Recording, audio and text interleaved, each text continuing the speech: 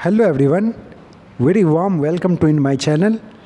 I hope friends you all are very happy and you are dedicatedly studying for your future.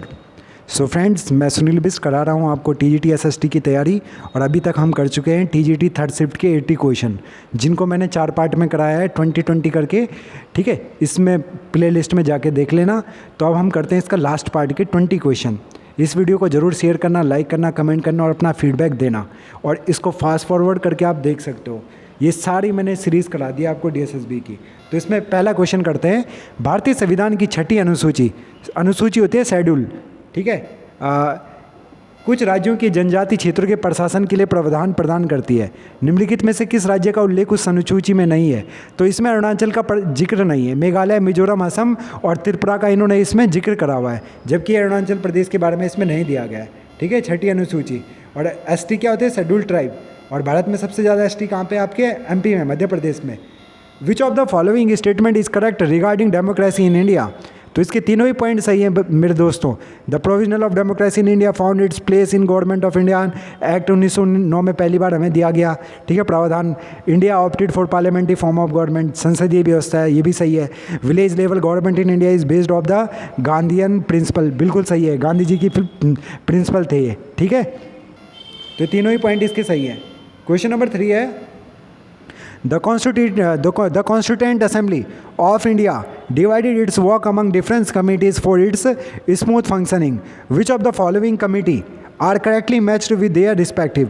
तो जो जो हमारे संविधान सभा थी उसने क्या करा था? अलग अलग समितियों में बांट दिया था। तो यूनियन पावर कमेटी किसके पास थी? ठीक है, संघ जो समिति थी वो जवाहरलाल नेहरू के पास, और स्टीयरिंग कमेटी राजेंद्र प्रसाद के पास। ठीक है, संचालन समिति। ठीक है, और यूनियन पावर कमेटी ये सरदार वल्लभ भाई पटेल, गलत है। तो ऊपर वाले 2 सही है। और झंडा समिति सुचेता कृपलानी के पास थी। इस तरह से आपको ध्यान रखना है। क्वेश्चन नंबर 4 है विच of the following article of the Indian constitutional is correctly matched? Only one. Article 56 किससे संबंधित है? आपके जो प्रेसिडेंट है ना उससे संबंधित है। टर्म ऑफ ऑफिस प्रेसिडेंट जो राष्ट्रपति है। आर्टिकल 54 में किसका प्रावधान दिया गया है? भारत के राष्ट्रपति के निर्वाचन का। ठीक है, ये ध्यान रखना आपको। फिर आर्टिकल 63 किसके बारे में? आपके उपराष्ट्रपति के बारे में, वाइस प्रेसिडेंट के। और आर्टिकल 74 किसके बारे में? वो आपके है प्रधानमंत्री के बारे में। ठीक है, 54 में 10 जोड़ा तो हमने 54 में 11 जोड़ा तो 63 आ गया प्रेसिडेंट से वाइस प्रेसिडेंट। और फिर 63 में हमने 11 जोड़ा तो 74 आ गया। फिर वाइस प्रेसिडेंट से सीधे किसका आर्टिकल आता है? 74। यह आता है आपके प्रधानमंत्री का, प्राइम मिनिस्टर का, मोदी का। क्वेश्चन नंबर 5 है विच of the following officer of the government is a journalist official with Panchayati Raj institution? तो ब्लैक डेवलपमेंट ऑफिसर होता है जो। ठीक है, जिला विकास अधिकारी जिसको कहते हैं हम। ठीक है, मेयर तो म्यूनसिपल कॉर्पोरेशन में होता है। फाइनेंस ऑफिसर और एक्सटेंशन ऑफिसर ये दोनों गलत है। ठीक है, इसका सही है BDO, block development officer. Bharat के महान्यायवादी जिनको अटॉर्नी जनरल कहते हैं हम, ठीक है, जो भारत सरकार के वकील होते हैं, कि संदर्भ में निम्नलिखित में से कौन सा कथन सही है? तो इसके दोनों कथन सही है। महान्यायवादी को भारत के राज्य क्षेत्र में सभी न्यायालयों में सुनवाई का अधिकार होगा, सही है। और महान्यायवादी का पारिश्रमिक जो इसकी तनख्वाह है राष्ट्रपति निर्धारित करते हैं, तो दोनों ही सही है। Appointment of officer and servant of supreme court is made by the chief justice of India. तो ये सीजीआई होते हैं। ठीक है, कि जिनको किसको नियुक्त करता है? ये जो सुप्रीम कोर्ट जो अपॉइंटमेंट ऑफ ऑफिसर होते हैं, सर्वेंट, वो सीजीआई करते हैं, कोर्ट के, चीफ जस्टिस ऑफ इंडिया। और अभी भारत के 25 हैं एनवी रमना। भारत के राष्ट्रपति के रूप में निर्वाचन के लिए अर्हता प्राप्त करने के लिए न्यूनतम आयु कितनी होनी चाहिए? मिनिमम एज कितनी होनी चाहिए? राष्ट्रपति के लिए 35 होनी चाहिए। और आपके वाइस प्रेसिडेंट के लिए कितनी होनी चाहिए? ये तो प्रेसिडेंट हो गए, वाइस प्रेसिडेंट के लिए 30 होनी चाहिए क्योंकि वो राज्यसभा के मेंबर होते हैं। और आपके जो एमपी हैं, मेंबर ऑफ पार्लियामेंट, जो प्रधानमंत्री होते हैं, उसके लिए 25 होनी चाहिए। और जो आपके गांव के सरपंच होते हैं, ठीक है, प्रधान जी, उनके लिए 21 होनी चाहिए। ठीक है, तो ये सारी चीज़ें मैंने आपको बता दी, वेरी इंपॉर्टेंट है।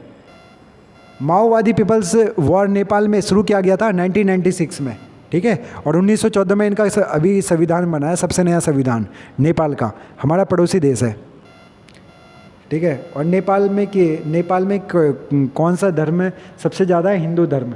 ठीक है, राजा जनक का घर था वहाँ पे, जो राजा जनक थे, जनकपुरी वहीं पे ही है ना। नेपाल और बोलीविया के राजनीतिक संघर्ष के संदर्भ में निम्नलिखित में से कौन सा कथन सही है? ठीक है, नेपाल के आंदोलन में लोकतंत्र की स्थापना के लिए, जबकि बोलीविया के संघर्ष में एक निर्वाचित लोकतांत्रिक सरकार पर दावे शामिल थे। बिल्कुल सही है। ठीक है, जो बोलीविया है वो दक्षिण अमेरिकी देश है, वहाँ पे पानी के लिए जल संकट हुआ था। नेपाल का संघर्ष सफल रहा, जबकि बोलीविया का संघर्ष असफल रहा। नहीं, दोनों ही जगह का संघर्ष सफल रहा था। ठीक है, तो ये इस तरह से जो 10 क्वेश्चन हो गए लास्ट वाले, ये आपके हो गए एसएसटी के। और लास्ट 10 क्वेश्चन बचेंगे आपके 200 में से, तो ये लास्ट 10 क्वेश्चन आएंगे आपके चाइल्ड साइकोलॉजी के। तो देख लो किस तरह से आ रहे हैं। विच of the following combination is correct?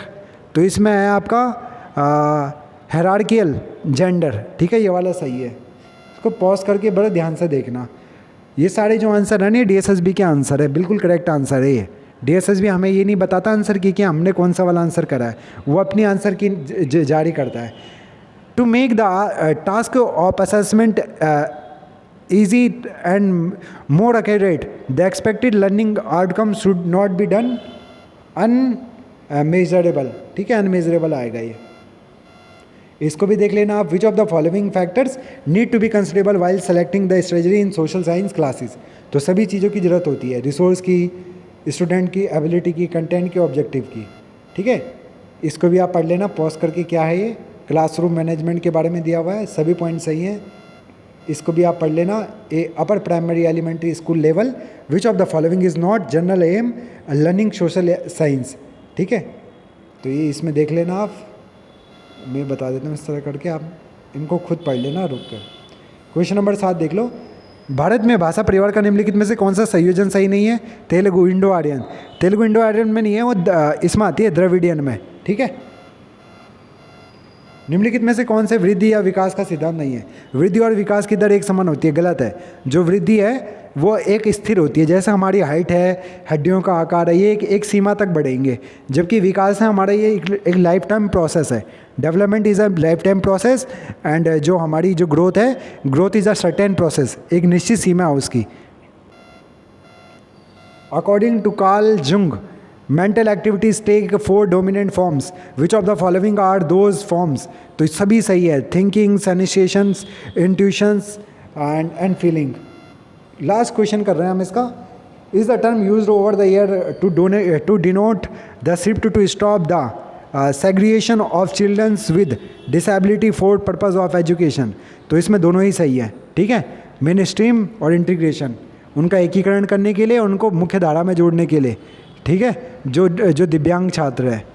तो इस तरह से मैंने आपको सारे क्वेश्चन करा दिए। 3 शिफ्टों के मैंने आपको 600 क्वेश्चन करा दिए, 100 करके 300 क्वेश्चन करा दिए एसएसटी के। तो सारी वीडियो देख लेना मेरी। थैंक यू सो मच, इसको शेयर ज़रूर करना। Thank you so much.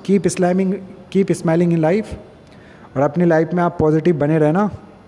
हमें जॉब ज़रूर मिले, एक बार एक ना एक दिन जॉब ज़रूर मिलेगी, अगर आप क्या करोगे, तैयारी करोगे अच्छे से। तो